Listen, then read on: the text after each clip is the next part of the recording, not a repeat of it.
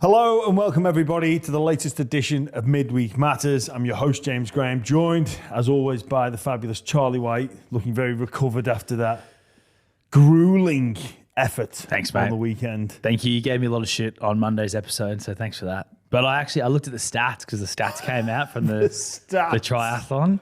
And so there's like 460 people that did the sprint triathlon. That's women, some children, like teenagers in there, You beat some men. kids, did you? That's the Clydesdales, all sorts. I came 450th out of 460 for the bike ride. So basically last. So kids beat you? Teenagers, yeah. It was mostly teenagers, but yeah. So I came pretty much dead last on the bike. So there's a video of me bike riding, which is, I hope it gets burnt, never sees light of day. Okay. Yeah. Well, I'm a bit lost for words, to be honest, Charlie. Yeah. You've let us all down. It was You didn't tough have any going. buy-around memorabilia on you at any I point? didn't. No, Good. I didn't know. Good. I actually bumped into some of your friends at the Anzac Day game. They bit scathing of you. Yeah. Yeah. Oh, they're probably just sucking up to you. They're probably just saying how you talk about me. We're mates with Charlie White. How'd you put up with him? They go, I suppose you do get paid to hang around with him. I was like, well, in a way. But, Yeah, in a way, yeah. no, they were good And mate, I lads. get paid to hang around you as well. Yeah, So it yeah. goes both ways. They seem like good lads, which is obviously strange. Yeah. They just take you in. Yeah.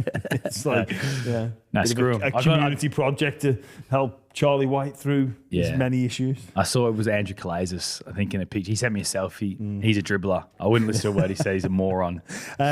This week we've got a special guest in, Wade Graham. Wade, thanks for joining us. Looking, I don't know what the weather, very Wintry? winter, yeah, very Oh, wintry. it's raining outside. It's been raining for the last 3 days. That's not a that's not a rain jacket though. No, but That's gonna nice that's and gonna warm. soak it up, It's my like, friend. geez, you're off the back fence. I know, Everyone I know. here today, Jim. I was just Just about to throwing say, jabs. I was just say, I feel like you two have been hanging out with each other too long. You might need a bit of a break. Big But time. then after attacking me, I was thinking, Jimmy's just, he's up for one today. Yeah. So it's good to have you in this mood. I certainly prefer this mood than our other mood where we have you going a little bit crazy and a little bit manic. Yes. But I like this one. All right, Steady, okay. strong. Also, your hair, mate. All you do is wake out of bed. You look at you fucking woken up out of bed. Do I? You got pajama shorts on. You're wearing an old t-shirt. Like, if you What? want to come at us, mate, we got stuff to come at you That's as well. all right, mate. Bring it on, Charlie. Yeah. Wade's talking about me and you needing a break. We're not going to get one. No, We're going to be very close proximity with Wade as well. with Wade as well. Because big news, everybody. Buy Round live show is happening in Magic Round Friday, 3:30 p.m. at Lefties on Caxton Street. First in, best dressed. We're not doing a giveaway like previous years. Whoever comes in first gets to come along and watch the show. And you two are going to be there. Shane Webke as well, Wade. Oh, Webkey. Actually, we did one last year, didn't we? It was fantastic. Obviously, Caxton Street, the start of Magic Round is so much fun. You can feel that energy buzzing. It's particularly good early in the week because you get there Sunday and it's not so much energy from all the patrons, but I'm looking forward to Magic Round. This will be my second year going up there as a non-player. You said we did one last year. Yeah. You were just there. I did one with you. No, you just came along and No, I did one with... that was Origin. That was Origin. Yeah, that was Origin. On Magic Round heck last with year, Toddy, it was you were just hanging around with Todd Carney.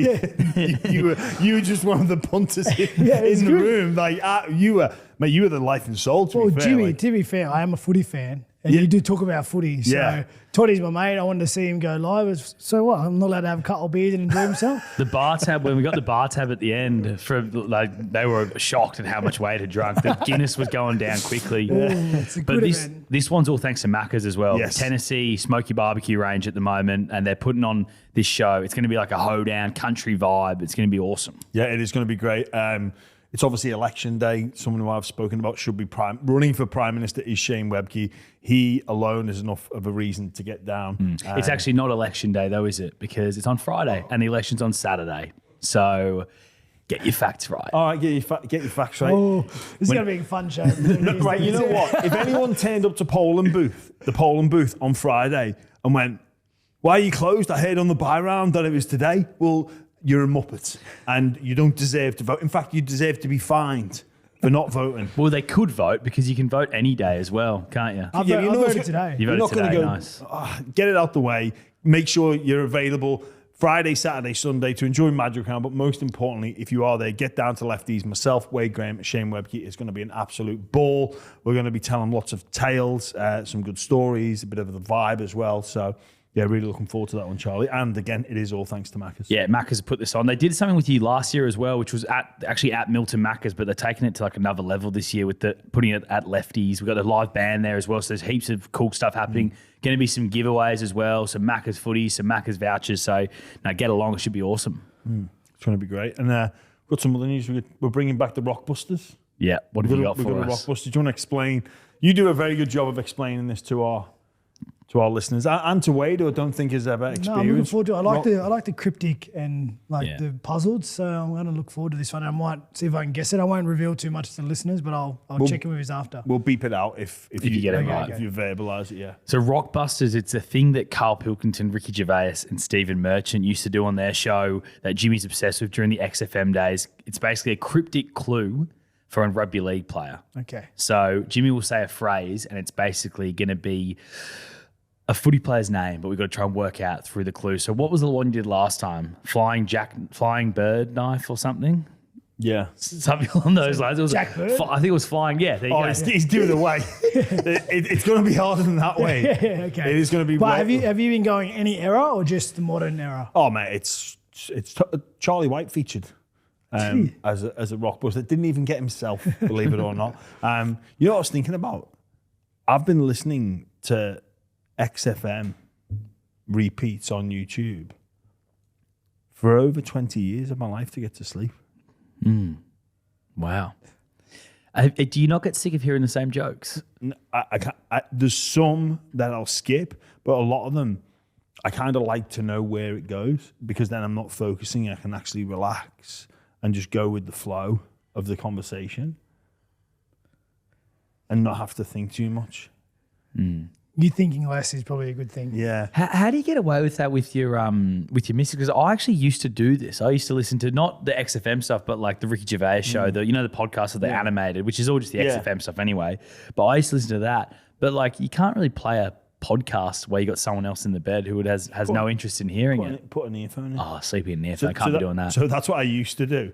But I've actually got this sleeping mask now that has has these little speakers in. And put this sleeping mask on, mate. It is insane. Does it wrap around your whole head? Yeah. I've got the same and it's one. So I've got the same one, yeah.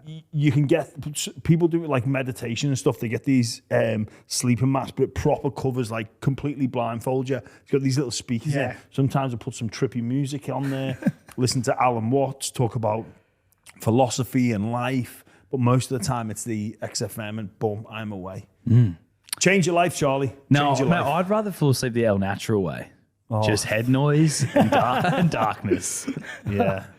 Just running through, how can I get out of this buy round stuff? I'm over it. How can I turn it? Yeah. Can I move to Europe? Yeah, you don't start that. Around this time every year, Charlie goes into, I think I might do like a European summer. Do you reckon I could do the buy round? Then I'm like, Charlie, you keep saying it, mate. You keep saying it. I reckon I'd love to go through the notes in your phone and see if I could find like the 6-month itinerary of Europe because I know you've got it. I don't. I bet you do. Mate, I've done 5 months in Europe before when I was 19. It was good. But what's your Rockbuster? Nothing about this nonsense. Time to grow up. The Rockbuster is, this guy loves his Easter and every dog should be thankful for him. This guy loves his Easter. So this guy loves his Easter and every dog should be thankful for him. So dogs are thankful for man. All right, we'll leave it there. I'll tell you two at the end. Or do you want to bleep it out, Tone? All right, so... That's nice. It's nice. That's going to be a lot of beeping there. Yeah, there's a lot of beeping going on. But we'll get stuck into it. Well, it is Magic Round, fellas. Wade, obviously you've played in it. I have as well, been up to a couple. What makes this stand out for you? I don't know. I think obviously for the fans in general, it doesn't matter what team you go for, everyone converges into the same spot, and it's an opportunity for Sydney-siders or anyone from Melbourne to travel up to Brisbane, experience Suncorp Stadium.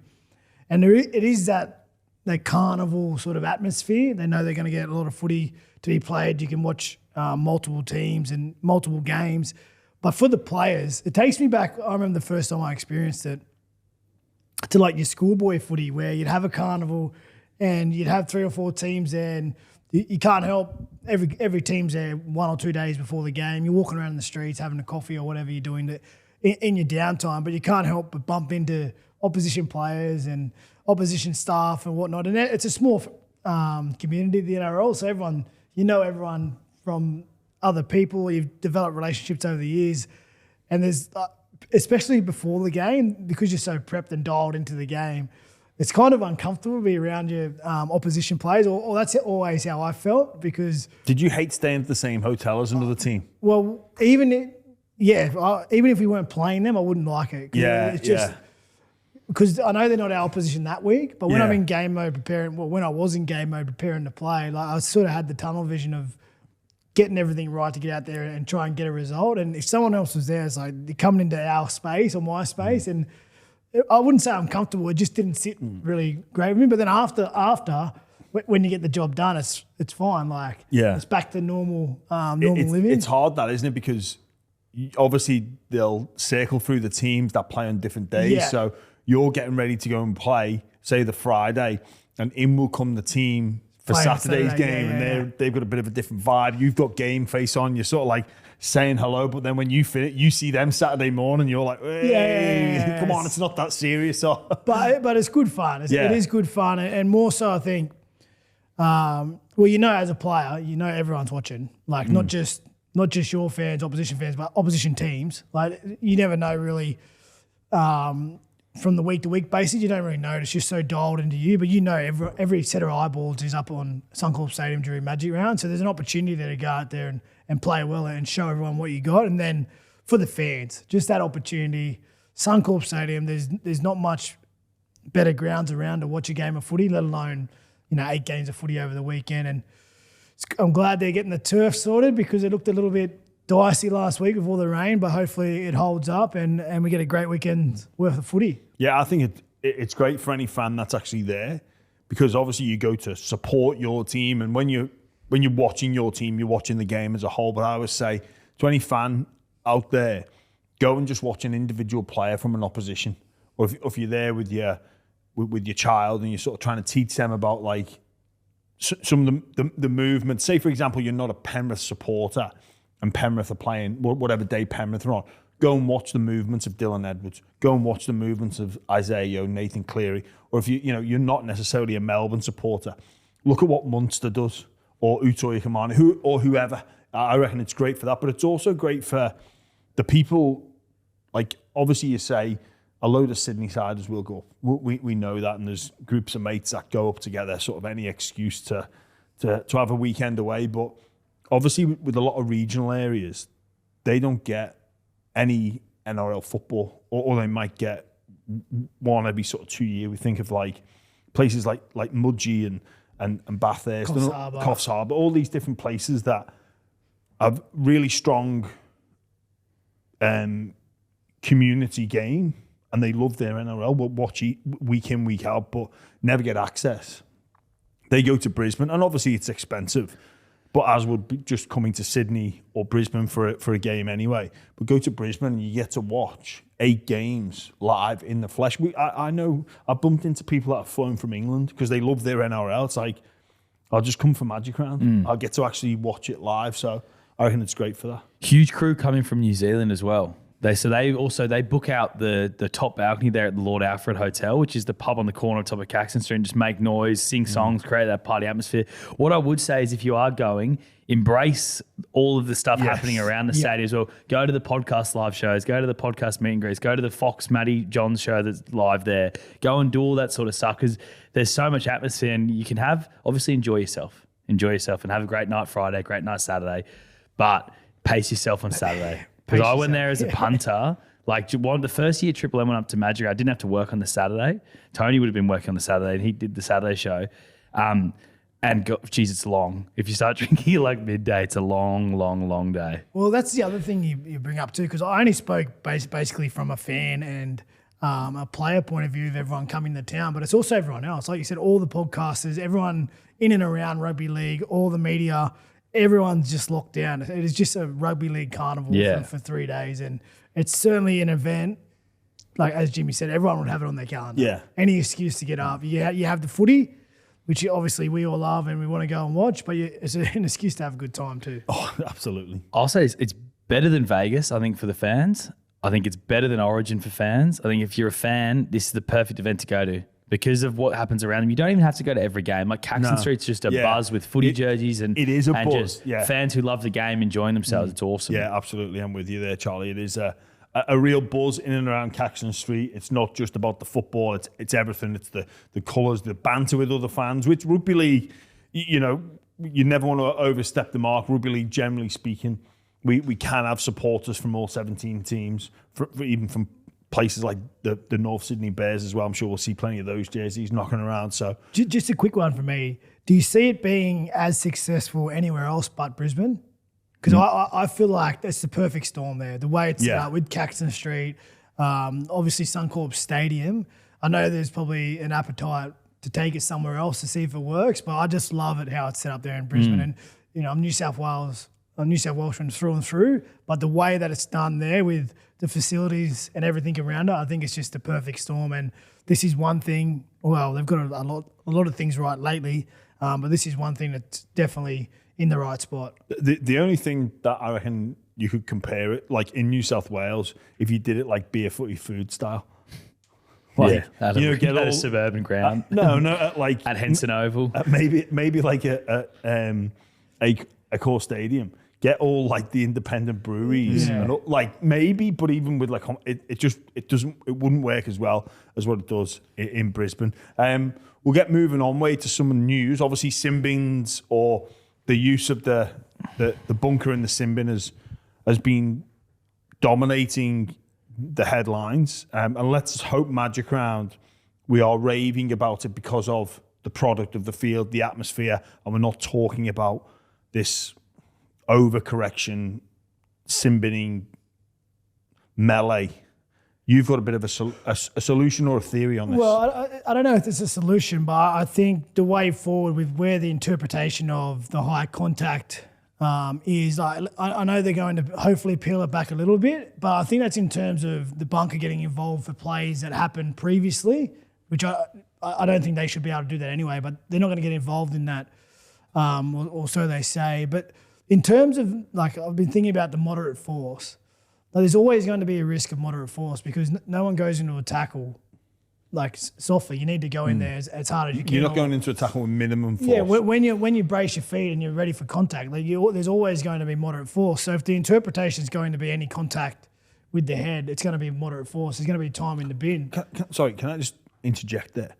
I don't think in my playing career I ever tackled anybody with moderate force. It was as hard as you could. Yeah, that's what I mean. Ever. So when it's moderate, when you do your defense, even when we were doing like 13 on 13 scrimmage or some scaled down drills, not full contact.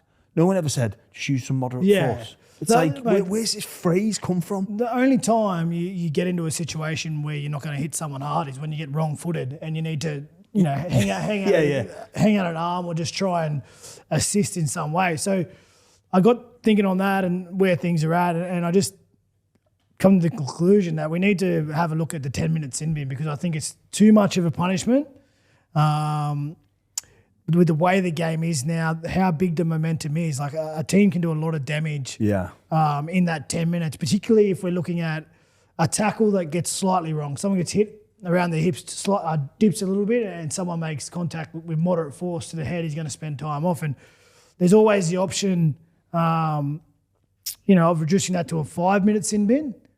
But I actually have the idea of that my wife will probably take credit for because of her, we watch the ice hockey, and it's in the ice hockey. When they have a foul, they go to the 2-minute box, but it's called a power play, right? So the team goes down one man, but then as soon as the team with the numerical advantage scores a goal or gets a point, the guy comes back onto the field, onto the pitch. So they've gained the advantage from the foul by scoring a goal, and then it's back to man on man. And if they go the whole 2 minutes, if the other team's good enough to defend that 2 minutes, then he just comes back on. And like when you look at the 10-minute sin bin when it first came in, like the game's changed from when me and you played, Jimmy. The growth in 5 years has been so much. Now, when it came in the 1980s, it was a slower game. Yeah. There's an opportunity to kill the clock. Like you could kick for touch, you could walk to the scrum. There wasn't as much ball in play, and it might have been a fair penalty for them, and even later on during when we played.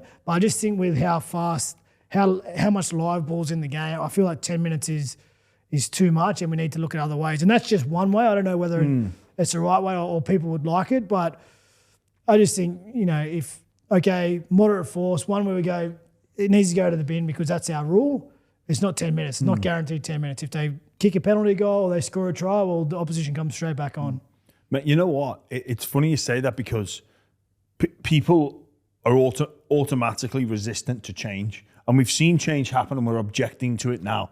And you saying there about the 10-minute sin bin, you forget this isn't one of like the founding members of the Rugby Football League. They bought in the sin bin. This was developed over time to punish significant acts of foul play and professional fouls. That's why the 10 minutes or repeated fouls for online infringements, et cetera, right? So people go, oh, you can't change the 10 minutes sin bin. It's like, well, we did. We bought it in. Yeah. So you can just as easy take it out or reduce it or extend it. And it's in the terms of the actual game, I think it's only a minor adjustment. Like for me, the 6 again was a much bigger change to the game, and then it was introduced.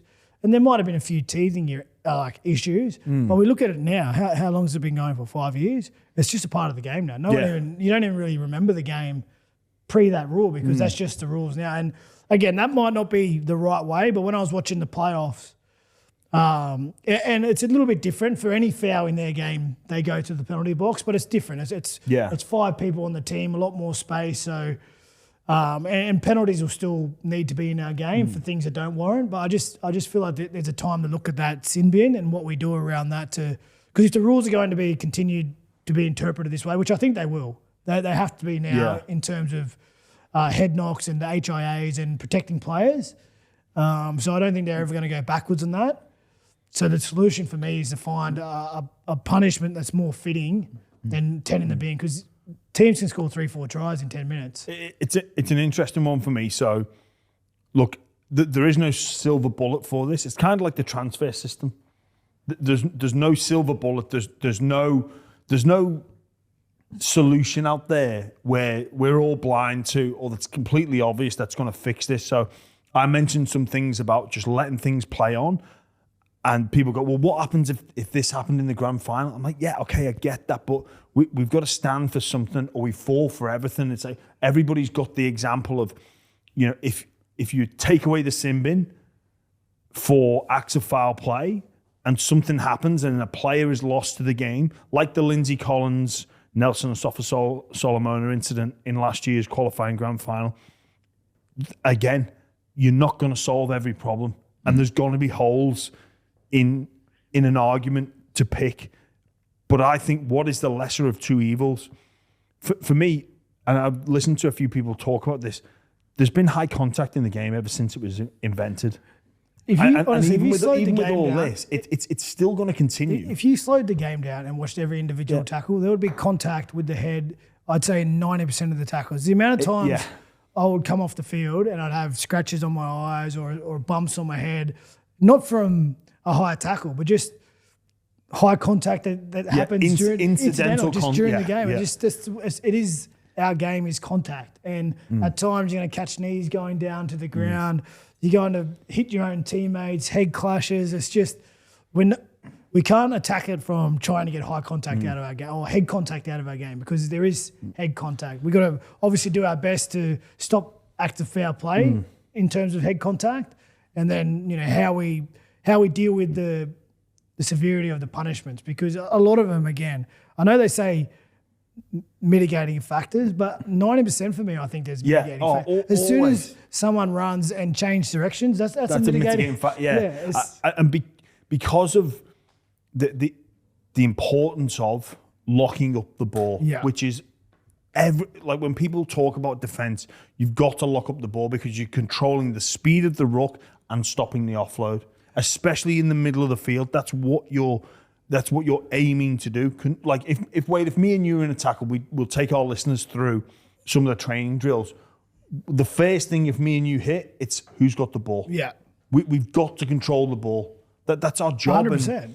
And it's just... Well, I also, the argument around changing tackling techniques to lower the target zone, that's fraught with risk as well. Yeah, absolutely. For the defender more than anything, because obviously the lower you get, you add fatigue into it, how dynamic our ball carriers are. If you lose sight of your target when you dip your head and they move late on you, well then you're going to be in some trouble that way. And it's just, it's like you said, there's no silver bullet, but we need to keep working on this area. And I think one of those areas is certainly the punishment. And I think the 10 minutes is too much for the way the rule's interpreted now. I love your idea for the sin bin. But just what you said there, the thing that annoys me about this crackdown is the majority of concussions still come from the defender tackling and again catching a hip in the head. So it's like you're doing this crackdown and they're pretending it's not a crackdown, but it is a crackdown. But then they're not addressing the issue, which is the faster the game goes, the more concussions you're going to have because defenders are fatigued and they're going to put themselves in incorrect positions. And that's the biggest issue. So it's like, and they're so worried about litigation. Honestly, how can players sue the game with everything going on? Like, I think it's just madness to think that players could sue the game. Well, there isn't an NRL player out there today that can ever, in future years, go back and say, I didn't know the risk. I was uninformed. I'm going to sue the game. I'm going to, for whatever reason, due to the ongoing ramifications of mismanagement by a governing body or a sports team or a sports doctor.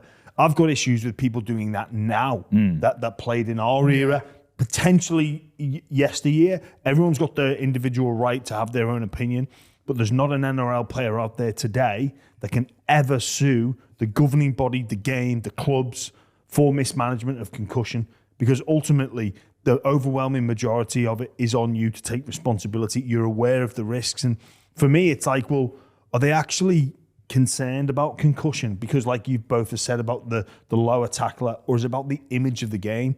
And for me, sometimes it is, but if it's about the image of the game, when Fonua-Bole hits Hazelton, why would you highlight that? That's unbelievable.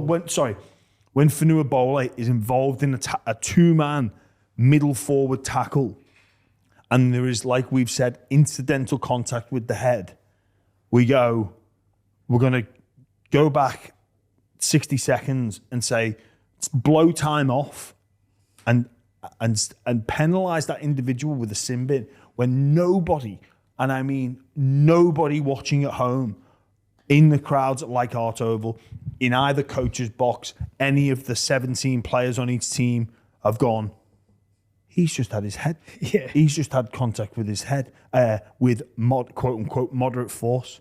It's an over-analysis of each tackle, which, like you've said, Wade, almost every tackle in rugby league, you could say there is contact with the head. It's just... It'd be interesting to see where... I know they're going to hopefully pull back, but if the interpretation of still the live play, where they can actually see it, there's an incident, play goes down, is going to be on, in the bin, we just need to keep an eye on it because...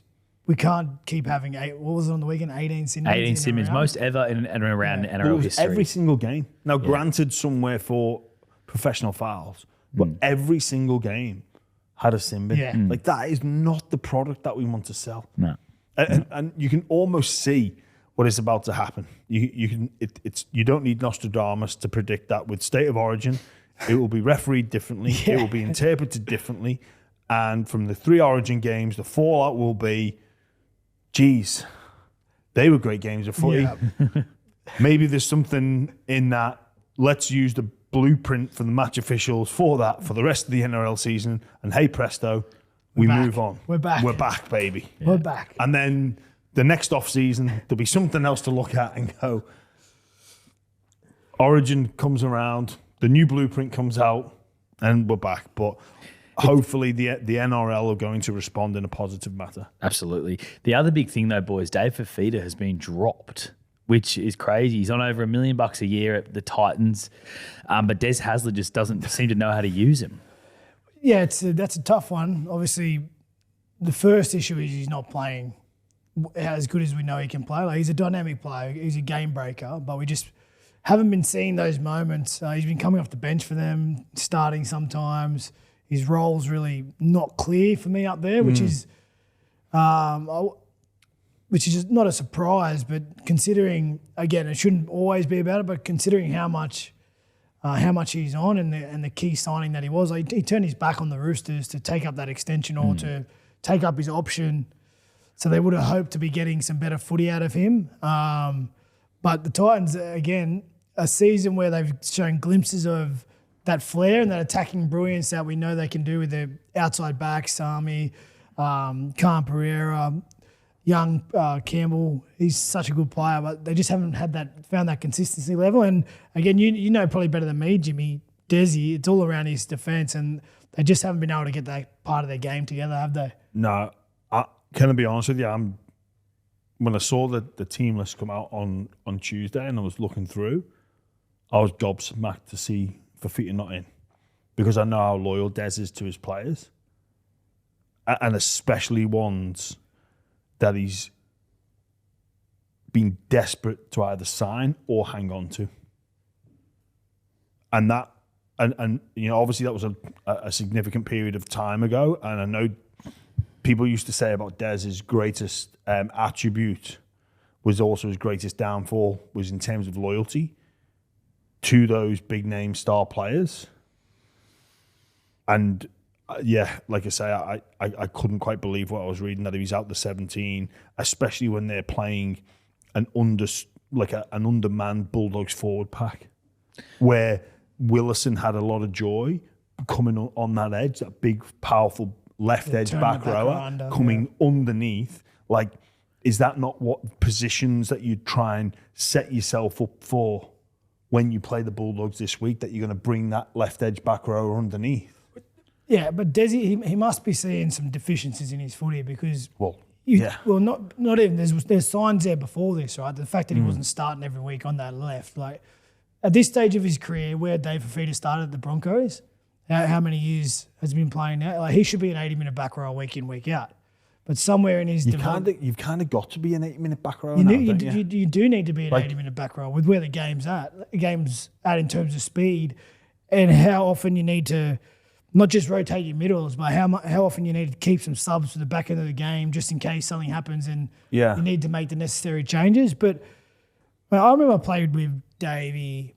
I can't remember what year it was. It must have been maybe 2022 or 23. It was a world nines competition, and Mao picked him in the Australian team, and he was just, you couldn't tackle him. Like, obviously nines suited to someone like David. You just made close to the try line, just giving the boys. It's like playing under sixes, and he's playing against men. And I just thought, you know, his progression is only up and up. And of course, we're used to the highlight plays from him where he'd make a break and score a try. And the areas for him to grow was his defence, his defensive decisions, and probably, you know, the harder parts of the games in terms of coming out of yardage and being, you know, more active around the ball, not just up in good spots.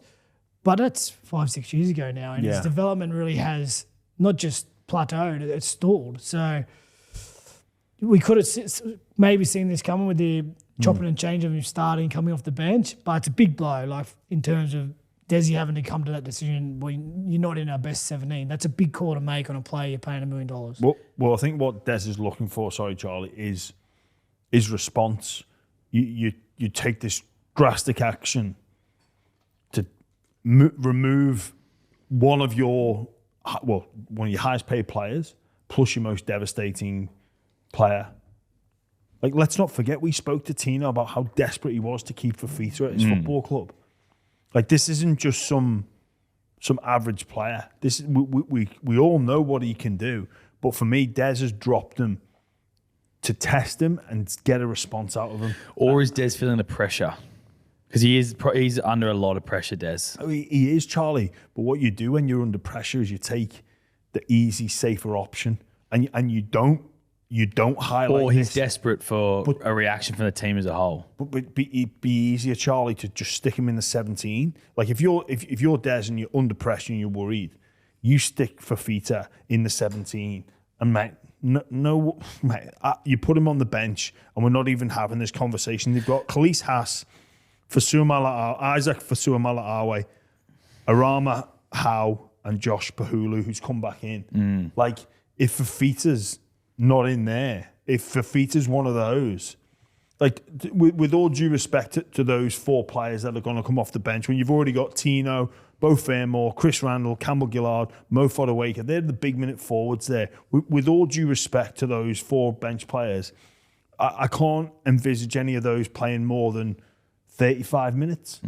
Maybe some of them might get 15 to 20. If you put Fifita in one of those roles and he only gets 15 to 20, we're talking about this after the fact, not before. The thing is, we could have maybe had some of these answers to the questions, but Desi, old Supercoach Desi, he's outfoxed everyone. And Charlie, you want to let everyone know that his boy? He did his press conference. His press conference scheduled to do after the team list came out. It's mandatory that each coach do a presser. Yeah. So he was going to do the press conference after the teams come out. He obviously then made a decision to drop it. He tightens and rescheduled his press conference before the teams came out, so he had no questions about it.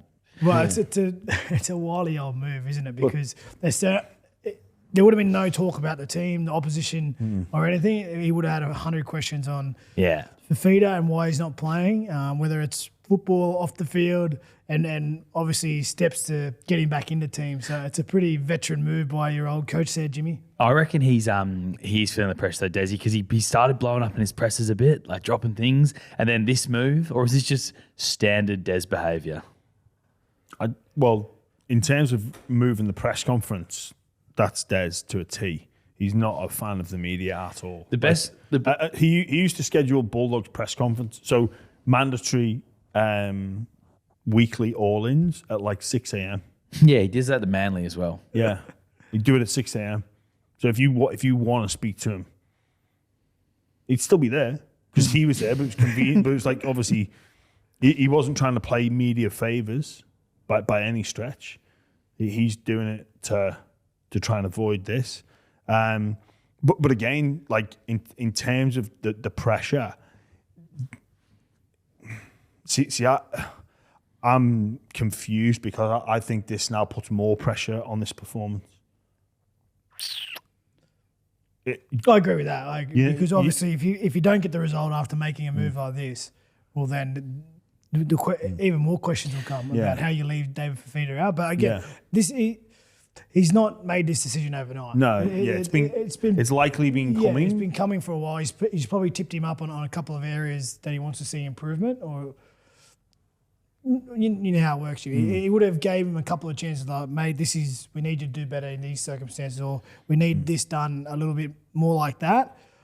And it's not as if he dropped someone like him overnight. Yeah. This has been bubbling away for a while. It just so happens that this is the week he's pulled the trigger on it, and it so happens to be Magic Round, and all eyes are going to be on Suncorp Stadium, and all eyes will be on the Titans because it's a big result for their coach. Either way, like if he gets the result, well, then the decision is vindicated, and then the story becomes, okay, how do we get Davey back into the team? When's that likely? But if they lose again, well, more pressure comes because you leave someone like Dave out of the team. Do you think all of those deficiencies would be on the defensive side of it? Because I think, is a good comparison for Fifita, and someone he should look at is like Kickow. Because Kickow, every bomb that gets put up, he's sprinting at the fullback. Whereas if you watch Fifita, he rarely puts kick chase on. Like, rarely.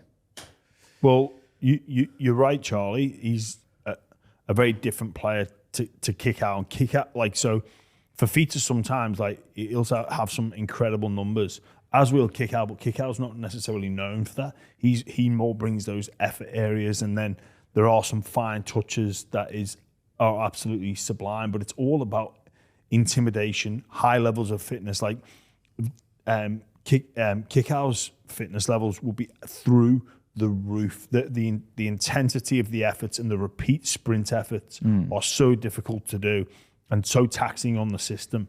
With David, just seems to be more with the ball. And I'm just trying to put myself in the position of, okay, clearly the Gold Coast Titans are not where they need to be. As a coach, you will say, here's some non-negotiables. Yeah. Or here's some standards that we have to live and die by on and off the field. On the field, I'm not going to accept walking on last play. I'm not going to accept not moving up in a kick chase. If you like, and there'd be obviously there'd be reasons to maybe justify it or exemptions from that. Or look, sorry, coach, I was involved in this play.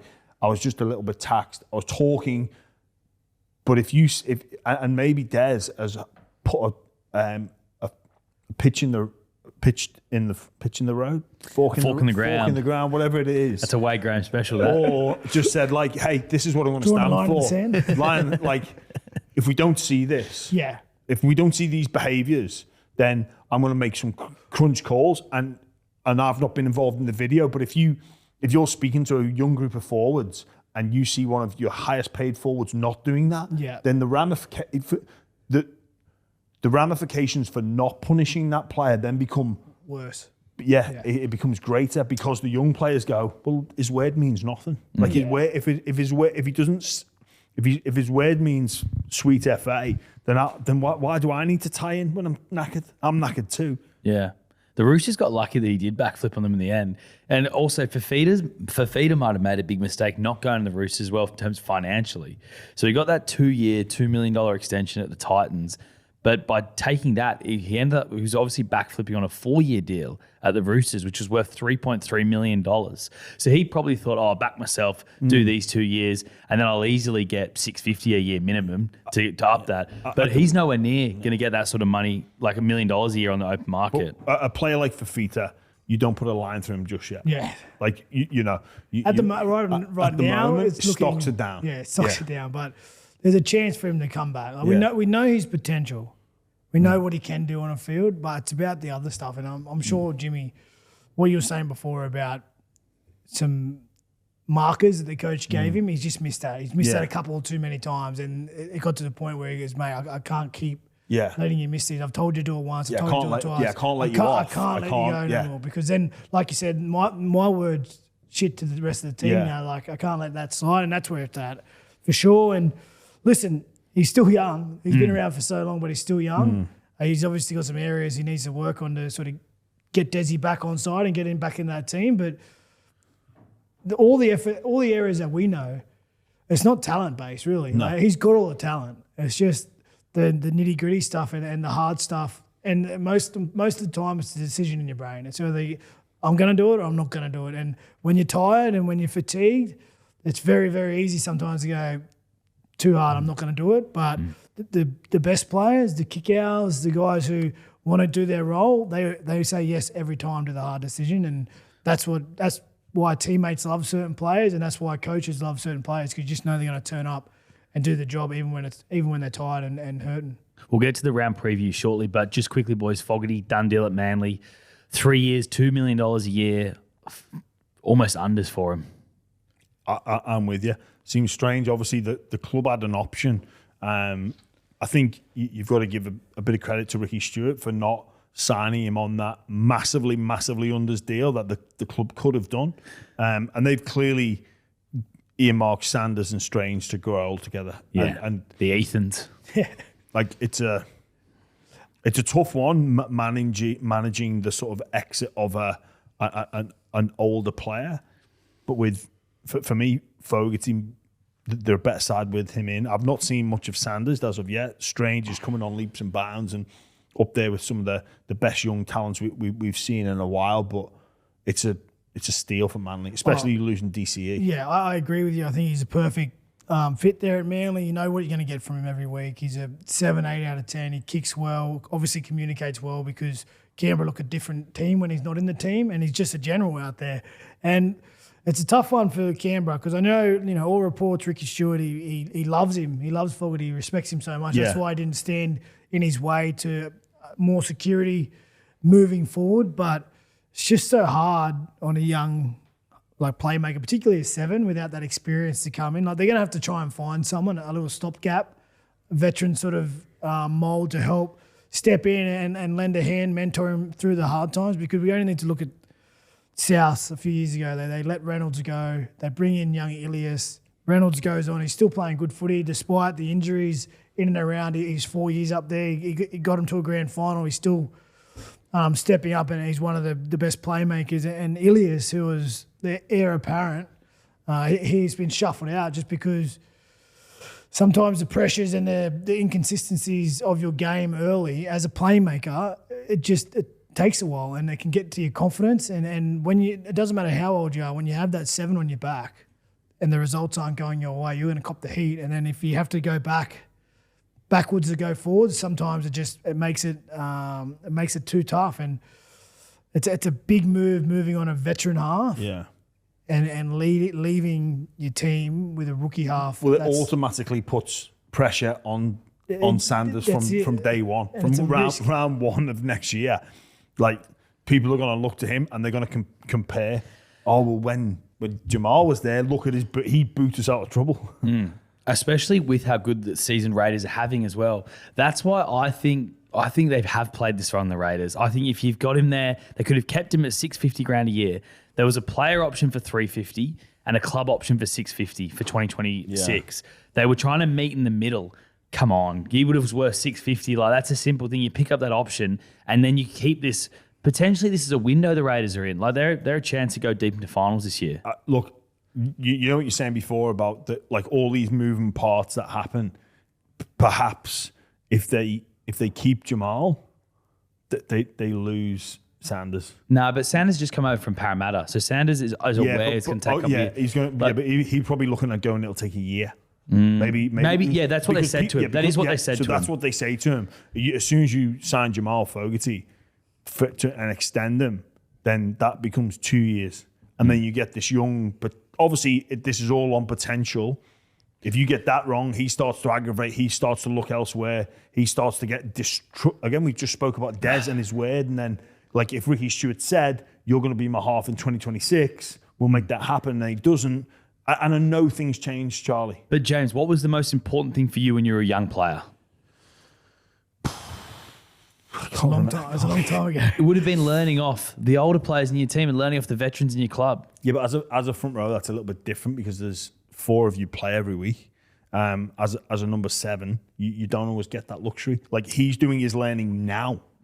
Yeah, he's doing his learning now. As a young 7, you don't get to learn. Most don't get to learn alongside someone and play together. No, but as if Fogarty's not pulling him aside and looking at what he's doing and helping him along. That now. Yeah, exactly. So then it would be another year of that.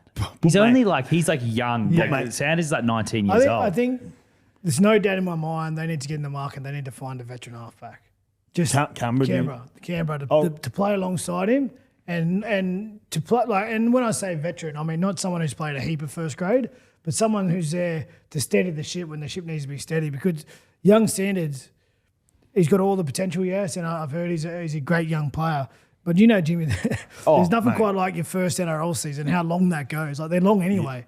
Yeah. Even if you played 10 years, when you're 18, 19, coming into your first year, getting to around 26, that's an ultra marathon. And there's going to be times throughout the year where, you know, he might not be available or he might need a steady presence around him at training. And in terms of when I say a veteran, not a guy who played week in, week out, but a guy who's been through the ringer for enough to just, it's okay. These games going to happen. These moments going to happen. Let's keep it going, because otherwise, again, they might be a little bit different because it's down there in Canberra. It's not such the same as the Sydney media, but you know when Ilias and South started not firing a bullet, everyone came from Ilias. It's not even Ilias' fault, really. He's a part of that team, but there was no saving grace in terms of he's young, it's his first year, we'll give him a chance, we'll let him get through this hard period. It was like, no, you're at the back door, mate. And now he's at the Dragons, and he's still trying to find himself. Yeah. And the Raiders could be coming off a top 4 year. So then everyone's going to expect him to go, well, he's actually 21, Sanders. So I said he was 19. He's 21. So if he's 21, like, he wants to be playing. He wants to be playing every week. And he would have wanted to been playing every week 2 years ago. He would have felt like he's ready at 21 going into 22. It'd be like do you think they need to give him a few games in this back part of the year? It'd be interesting to see, depending on how they're going in terms of their season. Like, if they're top 4 track, probably Jamal's there. But if there's an opportunity to get him in this year, you need to go this year. Absolutely. He needs to know by the end of this year, okay, what it feels like, the speed of it, and understand it's okay, I can do this now. And then he heads into preseason with all that weight off his back, It's okay. I don't need to worry about my debut. Yeah. I've got that done. Yeah. Now I can start to play and develop at the same time. There's a small chance he could get a crack during Origin. Obviously, DCE said he's going to carry on, but you never know. If, say, Queensland get pumped game 1, DCE might not get the whole series. And Fogarty's next in line as far as Queensland halfbacks go. Maybe you'd say Tom Dearden, but I think you'd go with Fogarty over Tom Dearden. Dearden Munster. Dearden and Munster. I think Dearden and Munster might be a chance anyway. You reckon? Yeah. I think so. Obviously, it's a big call. DCE was their half. And the thing that goes against Dearden is he plays on the left, same as Munster. Yeah. So Munster gets the nod there. I think Dearden may be in the team at 14, pending Harry Grant's fitness. Like if he comes back under Dunn, well then probably Hunt's in and then Grant's off the bench. But if everyone come game 2, game 3, everyone's fit and firing, because you know how much Billy loves Dearden.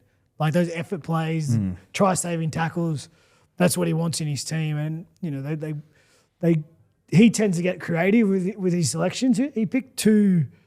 Did he pick Cobbo and... No, he was going to pick Cobbo and Kalen Ponga on the bench last year. Yeah. So he doesn't mind mixing things up. And then when you got forwards who can play big minutes, Cotter, Tino, those guys, it gives you a little bit of flexibility on the bench. The downside is, though, you've got Horsburgh and Dearden, 2 gingers. Can you have 2 gingers in the team at the same time?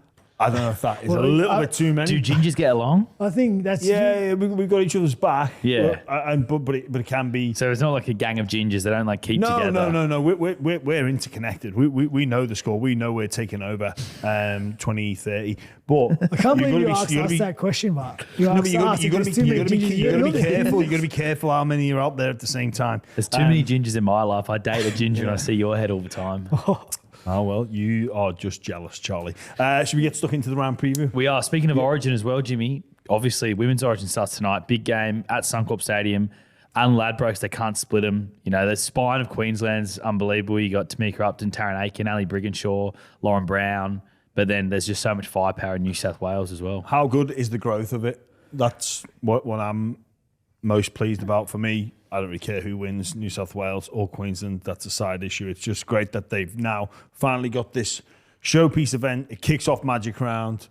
It's like brilliant where you think about where these young women started. For them, they would be told you would have been, if you speak to like the likes of Kezia Apps, go back 10 years and say you'd be headlining and kicking off Magic Round, you just wouldn't have believed what you were saying. It's brilliant what these girls have achieved. Yeah, and I think not only first game of the year for a lot of them, an Origin match, so they're already fired up. But I think off the back of Vegas and a bit of the negativity around the contest the Australian girls had against the English, I think they'll be up for it in terms of, well, let's go out there and put on a proper contest. There's no doubt there would have been a little bit of a sour taste in their mouth. They had an opportunity to play on the big stage over in Vegas, but just the way the game panned out, it probably didn't get the best reception. But here's an opportunity, Suncorp Stadium, kick off Magic Round, go out there and let's show everyone what we got. I think we're in for a great game. Absolutely. We had some drinks with Tamika Upton's family in America. Were you there in LA? No, you weren't with us I there. was in LA, played pool with Tamika Upton's family.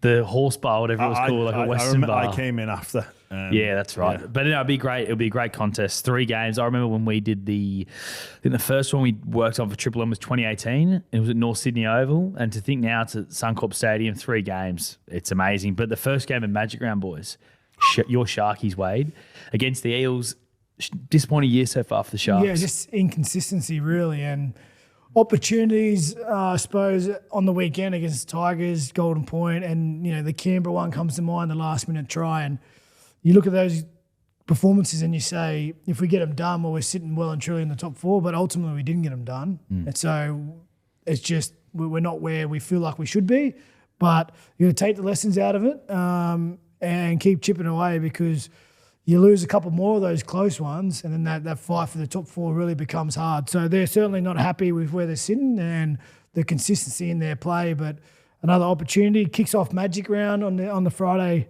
first game against Parramatta. And talk about someone at the top of their game. How much influence does Mitchell Moses have on that Parramatta team? Like, they were nowhere without him. We're all questioning, are they even improving? Are they missing Gutho? Are all these changes, his role's taking effect? And then Mitch just comes in. It's a completely different looking team. Sorry, it is, isn't it? He steps up. He hits that 40-20. Like, his kicking game gets takes so much pressure off their team, because even if they have a bad set and they make 20 metres, it doesn't matter. You just know he's going to kick it long. And the stage he set for him, he stood up last year for Origin up at Suncorp, another opportunity.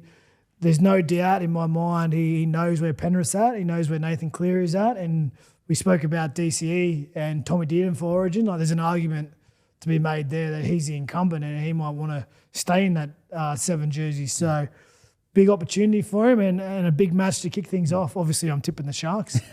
Sharks. I'm very biased. I actually bought you a gift today, Jimmy. Oh, yeah. You didn't even notice it, mate. But No, I all right. actually forgot. I've got a couple of jerseys. Jimmy's eye for detail is minimal at best. Minimal at best. I said that to you did wait as well, didn't I? I said Jimmy won't notice that new Sharks jersey. That's a gift from me, Jimmy, to the buy round. So Thank you. I appreciate the gift, worries. mate.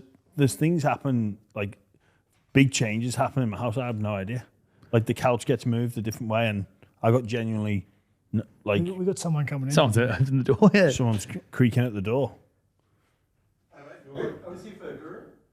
Next door. The Rugby League podcast is taking over. Yeah. We've just had, so if you're listening or watching and you've just seen us pause, we're actually next door to Rugby League Guru, and someone obviously has come in for that studio. But no, Who was it, Tony? Some punter. Oh, some punter. yeah, my eye for detail is dreadful. I could get my house painted, I wouldn't even know. Like, generally, do not take in my surroundings. Is that why you're wearing your pajama shorts today? These are, you know what? These are not pajama shorts. These are actually shorts from my good friend Tyson Brazel and his clothing brand that I had to pay full price for, by the way. And they don't. Well, sorry, I didn't. They were gifted to me. So you didn't pay full price Well, for them, my, then, did you? my wife did. Ah, okay. But I'm like, cheers for the discount there, Frizz. Come Anyway, on, mate. We know Frizz. He's not giving anyone a discount.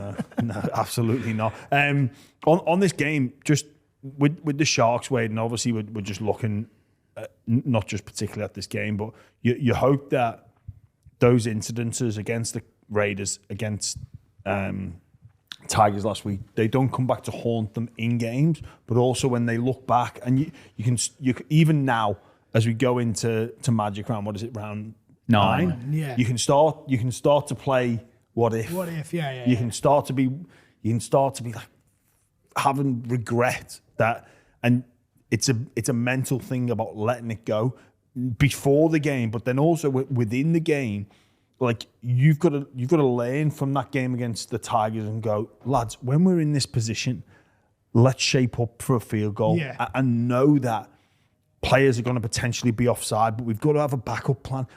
For me, they were far too reactive in that position of 18 all or whatever it was, 16, 18 all. Well, it's so I look at that stuff as it's easy for me because you need to learn from it, right? Because if you don't, well, then you won't get enough wins to get to the right time of the season. And then even if you're in at the right time of the season, if you haven't learned from it, you're not going to get it done anyway. So if they want to go on the trajectory that I know they want to go, and we've certainly still seen glimpses of how good they can be when they get it right, they need to tighten up that area, clean that area up. And it comes down to, obviously being connected as a group and just clarity, like just understanding your role, understanding your job, particularly in those moments, Jimmy, where your decision making, it's not necessarily your decision making, it's what you're doing to give yourself an opportunity to execute your skill. Now, if you get a good opportunity and you just miss your execution, you can live with that because no one's ever going to execute perfectly 100% of the time. But the fact that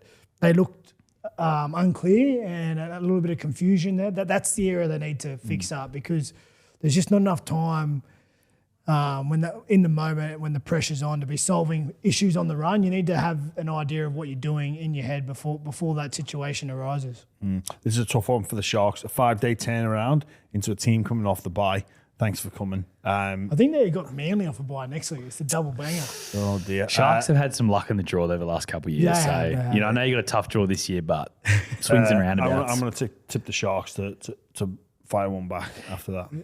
If they win, you got to wear a Sharks jersey. Done. If they win, or if they I've just tipped the Sharks. Yeah, that's what I mean. If they win, you got to wear the Sharks jersey. Well, I'll tip Paramount. To the Sharks.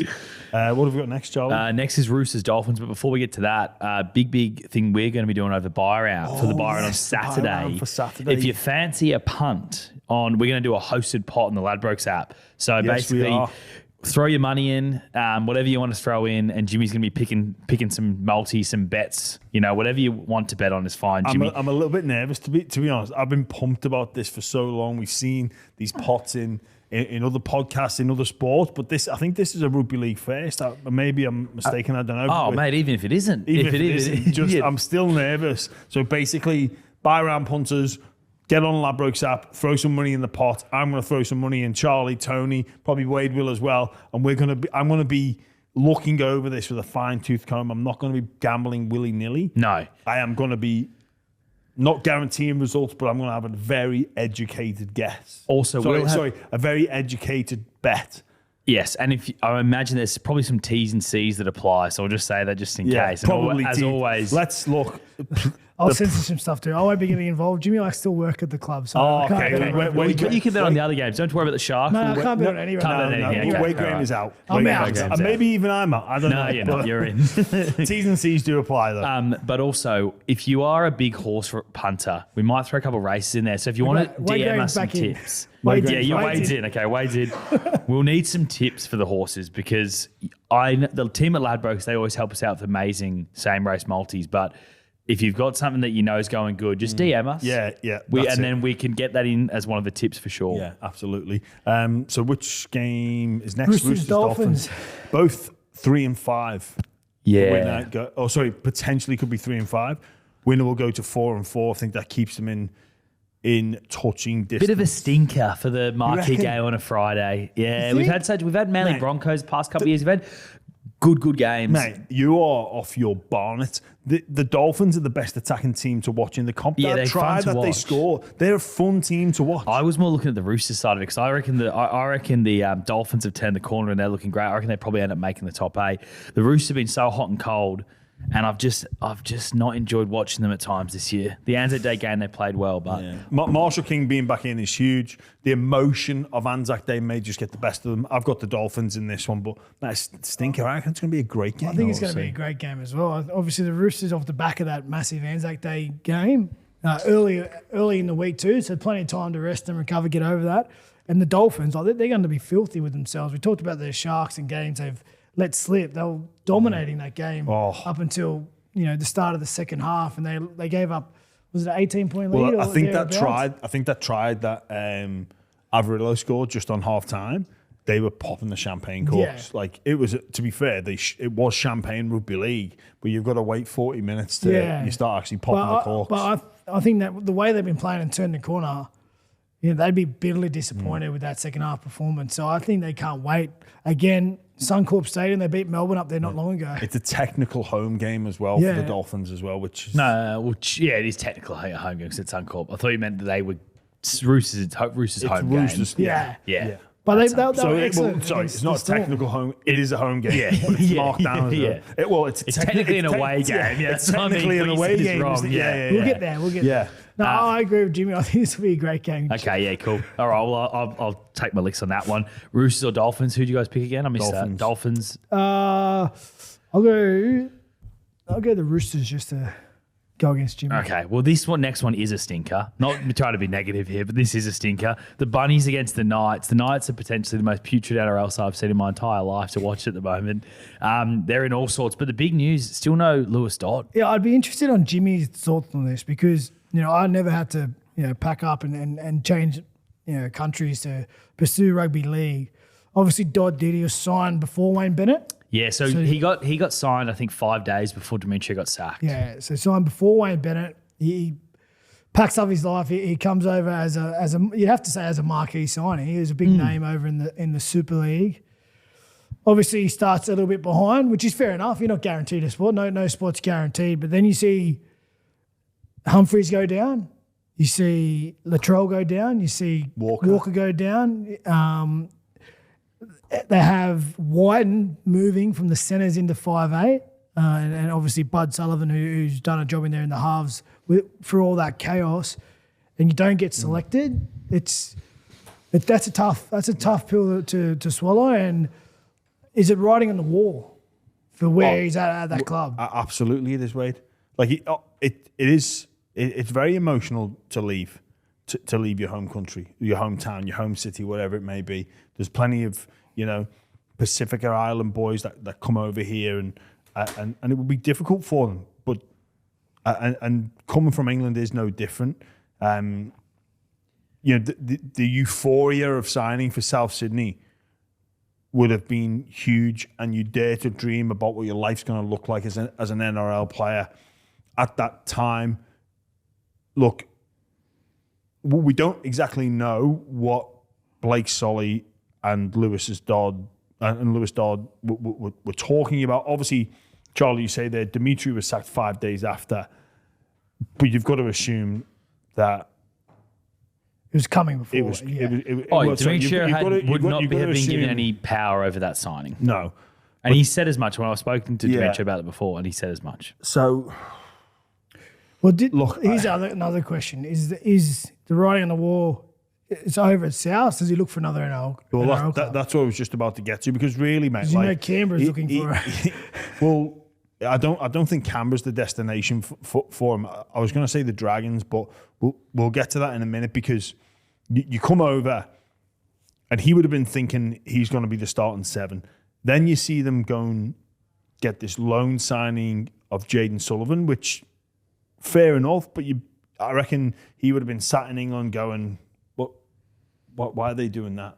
Like, you'd already start to have these questions and this cloud of doubt in your head, thinking, okay, and then Humphreys comes as well, and you think, what is going on here? And then it was obviously not a disrupted preseason, but it was the disrupted preseason challenge, and obviously he wasn't in the starting 17 to begin with due to the fact that he was suspended. So not a great start, but then into round, what we were all saying what a lot of the commentary around it was, he needs to wait for his opportunity. Once he gets his opportunity, he'll kick on. And the opportunity, unfortunately, comes through either a massive drop in form or injury. Well, they've had Humphreys and Walker with their starting 6 and 7, and I think most people, when they began the season, thought that's the half partnership, and then maybe it's who partners Walker. But then for both of those two to be out and to go with the half partnership of Sullivan and Whiten, I think that marks your cards for Lewis Dodd and says your future's not here. Yeah. And I know he'll be determined not to prove himself over here, not go back with his tail between his legs, which is a massive motivator. And I think the thing is, though, I know Lewis Dodd can play. So where needs a 7? The Dragons, basically, they've bought this, they've dropped Lachlan Ilias, the former Souths guy, ironically, because, and they brought in this kid because fundamentally there's no one else. So, we've still got time. I think for me, Lewis Dodd and his management should be on the phone to Shane Flanagan, because I think that would be a destination where he would be starting every week, and we get to see the potential best of Lewis Dodd in this competition, because it's clear his future lies elsewhere. If you've got Humphreys and Walker out, and then you're going with Sullivan and Whiten. Yeah, and mate, the big thing as well, which is even the biggest slap of the face for Dodd, is Jack Whiten said publicly that Wayne said he doesn't like him in the halves. Well, so that's like another oh shit, Wayne's going for an option he himself doesn't like over Lewis Dodd. And the other tough thing for Lewis Dodd as well, it's been a tough couple years now, because he obviously got dropped from St Helens as well after he signed that deal with the Bucks. I think for me, again, if I'm in his corner, I'd be saying, all right, let's see what our options are. But it's too early for him to go home. He's had some disappointments, but he's made the move. Obviously, a setback here with what it looks like, and him not getting a start at South. But I don't think he's had a real crack or a real taste of it yet until he's played and had an opportunity, which may come at another club. I think he needs to stay. He needs to keep battling on. Obviously, club form is absolute paramount, wanting to play for your club. But he would have had eyes on having that England number 7 jersey as well. Come over here, I'm the starting 7 for South Sydney. Take South Sydney to finals, and who knows where else. Like, he's saying to Coach Sean Wayne, I'm going to be your number 7 for the Ashes, for the Kangaroos tour. Who's got that then? George Williams, you reckon? Probably he's out for a little bit at the moment. You've got Harry Smith there at Wigan who's been phenomenal. Like, but he would have, like, if he'd have come over here and brained it, like, he probably gets the nod. Mate, the thing that for South fans, that's the worst part about this is Blake Solly's signed him to a 3-year, $650,000 per year deal, and their cap is so tight. Like, they've got no wiggle room at all. So the fact they've mucked this signing up, it's obviously a bad move for South. Yeah, it is. Well, that might be behind the scenes that we don't know about maybe another club being interested in Lewis side and chipping in for a bit of that, where they can, at least gain a little bit more flexibility in their roster. They elevate a junior who they're probably paying a train and trial contract to. You only need to cover the gap, and if someone chips in 200, 250 a year for Lewis Dodd, well, there's a little bit of breathing room. Yeah. There's always those things in the background that people need to worry about when they're managing the cap, but certainly it seems that Blake Solly and Wayne Bennett wouldn't have seen eye to eye on this signing in the first place. Yeah, for me, like, the obvious choice or the obvious destination is the Dragons. Makes sense. I don't mind Raiders as well, because you got Smithies and Matty Nicholson there as well. That Pommy connection they need. But they've got Fogarty and they've got. But they won't have Fogarty next year. I don't reckon the deal's going to get done before June 30. You don't think a deal? But I'm talking about Dodd going like now. Yeah, right. Okay. Get out of there now. Don't wait for next year, mate. Get out now. Like, but he's not going to play this year. Yeah, it looks So like he's got a year in the reserve. Well, if he's not playing now, there's no chance he's playing when Cody's back, when Latrell's back, when Humphries is back. The issue is though, Dragons roster's full. They got 30 spots filled. So you got to get rid of someone. There's got to be some sort of trader. It's doable. It's doable. But just on that game though. Also, if you look at the Dragons, they've got they're looking to move some forwards on. You got Fatella Mariner not playing first grade. You got Blake Laurie not playing first grade. Like, they're going for a Blake Laurie for Dodd swap. And then it would work quite well, actually, because their salaries would match similar. It makes sense, yeah, right? Yeah, and they need those extra middles buddies. Just on that game, though, Rabbitohs Knights, who have you boys got? Rabbitohs. I'll go Knights. Yeah, You reckon the Knights can... I just think like they're due something. They're due. Yeah. They're getting beat from pillar to post. Obviously, over in New Zealand, it's always tough to travel. They had three tries disallowed, did they? I just think they need to click in the gear. Like, you can't hold Kalen Ponga down forever, and where else are you going to explode? Then there's an opportunity at Magic Round in front of all the teams just for him to stand up and go, you know what, I'm still Kalen Ponga. I can put a team on my back. Yeah. Still no Jackson Hastings. He must have done something tough to still not be playing. But the next game then, Warriors Cowboys. Both teams in good form. Like this game. This can be a great game. I really like this game. It's going to be. It's difficult to know who's got the upper hand. Probably you could say the Warriors slightly.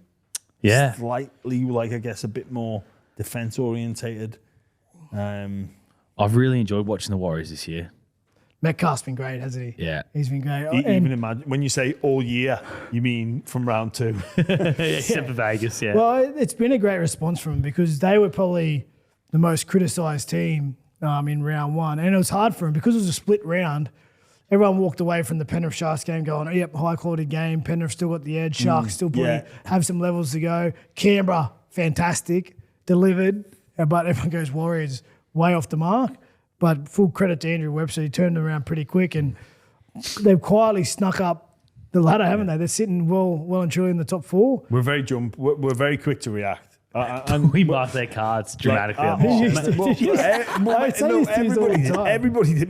We really shouldn't judge a team off one performance, but there was also so back. bad, you should know better. There was back history as well, but I just didn't see how they could have turned it around. Yeah. I got pulled up as well when talking about the Penrith Panthers and how Warriors will have no one backing up from Origin. Mitch Barnett will likely play for New South Wales. Kate will a chance as well for Queensland. A chance. Yep. Who you boys got? I'm going to the Warriors. I think they're the Cowboys. The Cowboys. I think they found their Warriors. groove again. They were fantastic last week. Young Purdo, he excites me. He's as a great player, isn't he? And it makes a lot more sense now. The Val Holmes decision last year, let him go to balance out the cap. When you got someone like him sitting in the wings, he's a fantastic player. One of those guys that turns half moments into opportunities and opportunities into points. So, and again, I just think the Queensland factor playing at Suncorp, they probably just have the edge. But I think that could be the game of the weekend. The next game then, Tigers-Dragons. Obviously, Lockie Elias dropped. You kind of spoke about that before, but a big call by Flano. Big call by Flano. It's been rumoured in the media.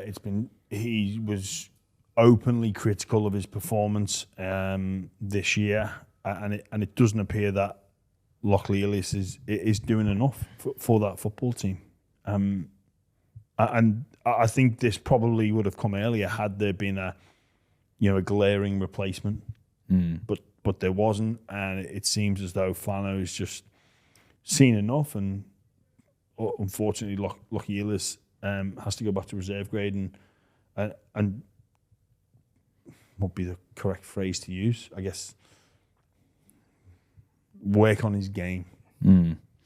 It's tough for him. It is tough. He's very young as well. Yeah, like, that's it. It's hard. Like when we're talking about a young man's life here, like it's difficult. It really is, and even the term drop. Like that's what I say. He's moving back to work on his game. Like it's really difficult to talk. He's been through the ringer. I remember when he got the shepherd's hook, like 20 minutes into a game against the Dragons when he was at Souths. And at you know when you just automatically feel for something like Jesus. Tough work on this kid. Yeah, I fell from that game too. I feel like that was the wrong call in that game as well. I feel like there was other players not contributing, but because he was the easy option, because he was a young player, there needed to be a response. But it's always hard. But the NRL is hard, and it's a high performing environment. And you need to, clubs are looking for results, teams are looking for results, and you need to make these tough decisions now. That's probably the hardest part of coaching, to be honest, because you do grow a relationship with every player that you have, and to leave guys out, and obviously, particularly in this circumstance where it's going to hurt the young man, it must be a difficult decision to make. But you got to do what he thinks is best for the team, and obviously that's what Flano's done. Will it be enough? Probably not. Tigers have been fantastic. Like we talk about Smokies for Origin, May for Tigers. He's been.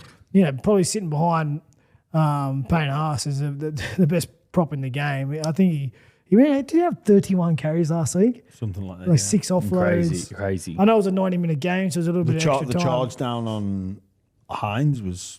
Yeah, I think he was offside. It's going to be weird for him playing Origin. It's going to be weird him playing Origin. He probably only plays like 55 minutes. I don't know how Handle's sitting on the sideline because he's playing like 80 minutes every week. Probably just run a marathon. Yeah. Running up and down. Who are the middle options for? Obviously Haas. Obviously Haas. Yo will probably be locked. Yo. You'd have to, so Liam Martin, Angus Crichton, or I actually like young Preston too. I think he could be a smoky for the bench. Olakau'atu for the power. Barnett potentially. He'd have to be there, Barnett. Jacob Javojevic, he was a captain last year. It'll be interesting to see where they go with him. Manly aren't playing great. Jakey's missed a couple of games, HIA. So there's some decisions for Loz to be there. But like in terms of form and putting your hand up, he's throwing his hat in the mix. He's been sensational. I got the Tigers winning this one. I got that one. I agree with you, Jimmy. I got that one. On Ladbrokes, we've spoken about 5 games so far. 4 of them are like $1.80 games. Really? So the pot's going to be fun this weekend, It is Jimmy. going to be fun. But I think you're right. Tigers, they need to win these games. They want to make the 8, don't they? Yeah, absolutely they do. Then Sunday, first game, Titans. Obviously, we spoke a lot about them. So just quickly, Jimmy, the Dogs are looking to bounce back. They should bounce back. Back to Suncorp Stadium, the scene of the crime. Get the win. No Burden, no Curran, no Satili Tupanua. They still should have enough. I think Bulldogs.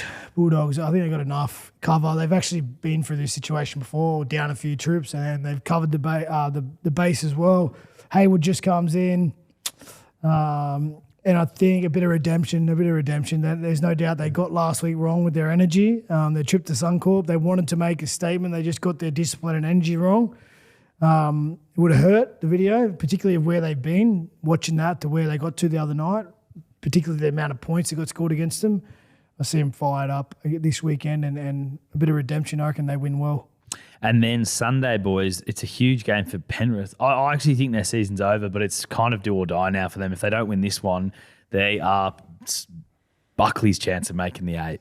Well, I don't quite know which Panthers are going to turn up, and I don't quite know which Broncos are going to turn up. Like, I'm not fully sold on the Broncos just yet, but if the Broncos play like they did last week, or in the first 40 minutes last week, they'll do a demolition on Panthers. They really will. But we know Panthers have got levels in them. And we're all just, this could be the game that Panthers just go, nah, you know what? We still got it. Got you. Got you all. Surprise! Yeah.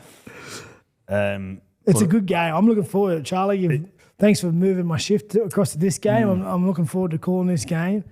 But I think Broncos built themselves a blueprint last week, didn't they? Like, that's how they should. That's how they play. Just keep it simple. No need to shift or anything. The Just thing is, power though, play. they've done this before when they played the Roosters and they hammered through the middle, and then I don't even know what happened. Well, hopefully, after that. once bitten, twice shy. Hopefully, they learned the lesson and just keep it simple, boys. Power out of the backfield. Let Haas carry it forward. Carry it forward. Hetherington there. Adam Reynolds kick him into good positions and just they got too much. They just have too much strike all over the park if they hold the ball and they're disciplined. That's as simple as it gets. So I'm going to the Broncos. Yeah, it's hard to tip Penrith with how they're going. Like I was tipping them in faith, but it's just been too many times now. So I'm going to Broncos, but I'm looking forward to this game and the next one. Like, what a Sunday! Talk about Magic Round. You get to the last day, you have Panthers versus Broncos into the Storm versus the Raiders. Unbelievable. That's worth Magic Round right there in itself, those two games. And they'll bring energy to Sunday because Sunday's often normally a flat day because everyone's hungover. And a lot of people are on the 7:30 flight out, so they leave for that last game. But No, you're staying for this one. this is I threw this up on Triple NRL Daily on Tuesday, and it's just more to take the piss out of Reedy because Brent Reid said that Sam Walker should be rested if the Roosters season's over. Is there any world where Penrith give Cleary the rest of the year off to go to England with Mary Fowler? No, God, no, absolutely not. You, no, God, Charlie, that is a stupid idea.